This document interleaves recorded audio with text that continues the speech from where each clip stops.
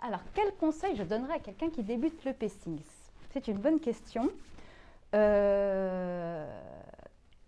Souvent, en fait, si, je le fais en fait, je le fais régulièrement. Quel conseil je donne en premier? C'est d'alterner les activités. Il est très important de ne pas être monotâche. Souvent, les malades, quand ils sont trop fatigués, ils ont une activité dans laquelle ils se sentent à peu près bien et ils ne font que ça de toute la journée. Et c'est pas bien bon.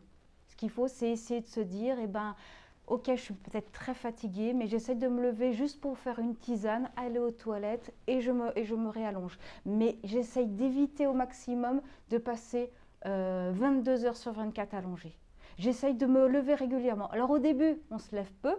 À certains moments, on essaye de s'asseoir, puis de se rallonger, mais de changer de position et de ne pas être toujours allongé. Et après, au niveau des types des activités, de ne pas être tout le temps, par exemple, dans des activités qui demandent du mental. Par exemple, d'être toujours dans la réflexion, toujours, par exemple, quelqu'un qui adore lire, c'est un peu moi, quelqu'un qui adore lire, qui passerait ses journées à lire. Et ben ça, je l'ai vécu, hein, je l'ai très bien expérimenté. C'est simple, ça exacerbe au bout d'un certain temps tous nos symptômes. C'est pas bon de se lever le matin et de 8 heures jusqu'à 22 heures le soir, passer son temps à lire. Vraiment, c'est une très mauvaise idée. Donc voilà, l'idée c'est d'alterner.